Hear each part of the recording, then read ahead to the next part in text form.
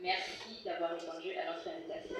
Alors, je vais le rappeler, notre thème c'est la jeunesse chrétienne face à la délinquance juvénile. Et pour ce faire, nous avons des questions. Et nous allons commencer, pasteur. Nous avons tendance à parler de la délinquance juvénile. Cependant, comment définissez-vous la délinquance juvénile? Merci, cher pertinente. Je pense que la délinquance juvénile est un phénomène complexe qui touche les lieux de tous les pays, de toutes les cultures et de toutes les races. Il s'agit en effet d'un comportement agressif qui peut se manifester de façon physique, verbale ou même psychologique. Merci, pasteur. Professeur, je pense que vous avez écouté ce que le pasteur vient de dire. Donc j'aimerais aussi avoir votre définition de la délinquance juvénile. Ce que le pasteur Baluta vient d'invoquer comme définition est super clair. Ce qui m'intéresse ici, c'est le mot psychologue, parce que je suis un psychologue.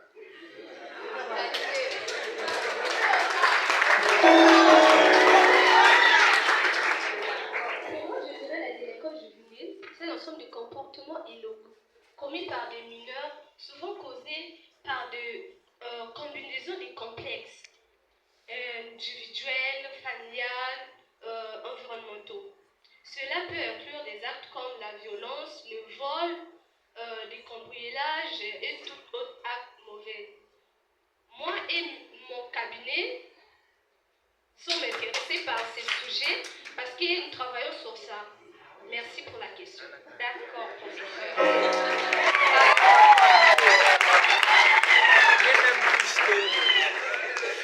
J'ai prêté attention à la définition que vous avez donnée de la délinquance juvénile.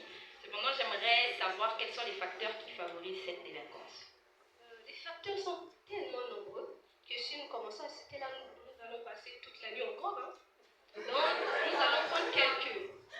Moi, je dirais, je vais toucher, nous les parents, en tout cas, moi je suis parent.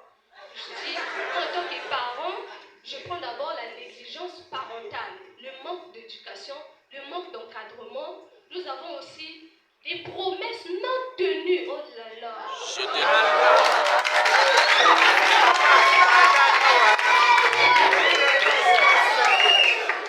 Effectivement.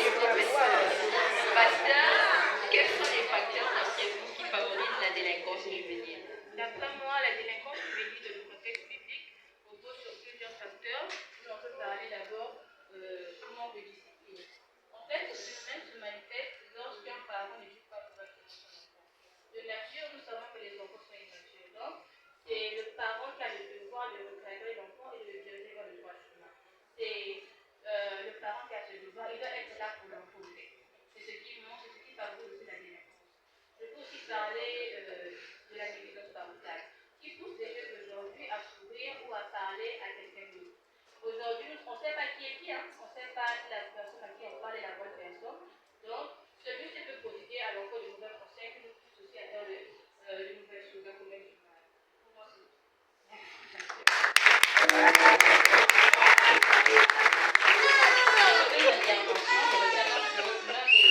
Les facteurs principaux qui favorisent la délinquance juvénile, c'est surtout la négligence familiale. Avec vous, pasteur, qui dit cause, déjà, dit conséquence. Alors, quelles sont les conséquences que peut engendrer la délinquance juvénile? Pour les conséquences, je dirais que on a d'abord l'exclusion pour la société.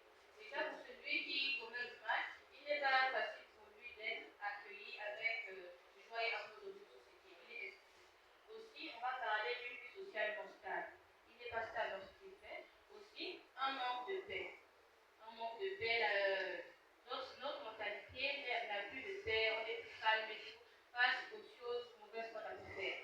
Aussi, je peux parler des bénédictions de Dieu qui seront éloignées de nos vies. Parce que déjà, Dieu n'aime pas le mal.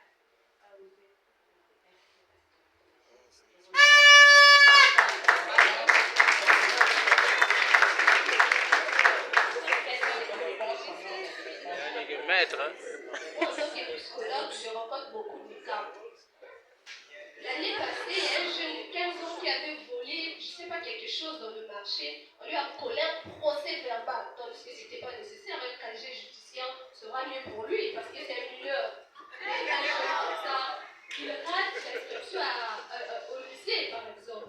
Nous avons aussi les jeunes accros à la drogue. Oh là là. L'autre jour, vous voyez un enfant prendre de la drogue, c'est comme s'il prenait du béni. Nous avons aussi des sans-abri, tellement que tu es régné de partout, ta famille t'a banni et tout, tu deviens sans-abri. Tandis que tu as fait une maison, tu deviens sans-abri. Tout ça par l'autre là, manque d'orientation des parents aussi, c'est là que j'ai ajouté.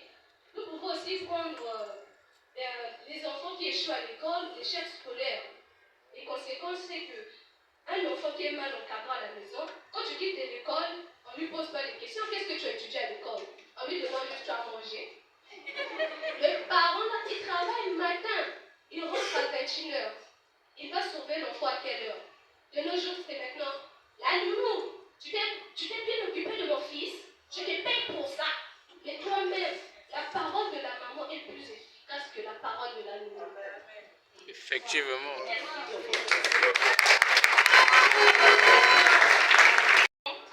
Les solutions. Disons, comment pouvons-nous faire pour pallier à ce phénomène qu'est la délinquance juvénile?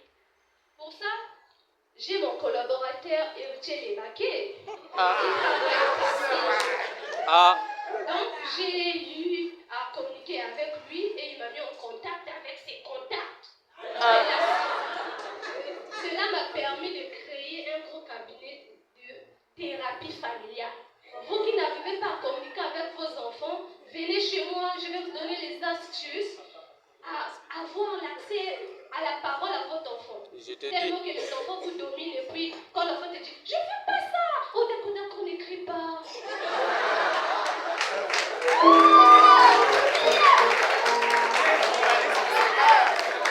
Journaliste me mène Pasteur, comment pouvons-nous pallier à la délinquance juvénile? J'aimerais surtout, pour le fait que vous êtes un pasteur, donc j'aimerais que vous puissiez nous aider à cela en tant que pasteur. Selon ma compréhension, je crois que pour pallier à ce phénomène, il faut tout d'abord que les parents instruisent mieux leurs enfants d'abord à la maison. Qu'ils apprennent d'abord aux enfants des bons comportements, des bonnes valeurs qui vont leur permettre demain à devenir une jeunesse aisée, à être des jeunes posés, dans la bonne humeur, dans la joie et tout. Je peux demander aux parents aussi de lire Proverbe 22, verset 6, qui dit « Instruis l'enfant selon la voie qu'il doit suivre, et quand il sera vieux, il ne s'en détournera pas. » En fait, ce verset, les parents doivent l'utiliser pour pousser l'enfant, pour instruire encore l'enfant, pour le forcer à être dans le droit chemin. Pour pallier à cela aussi, les enfants eux-mêmes d'abord doivent prendre conscience des conséquences que ce phénomène peut engendrer. Merci, pasteur. Alors, nous avons parlé, on suppose que nous avons parlé pour les jeunes qui ne sont pas encore dans la délinquance juvénile.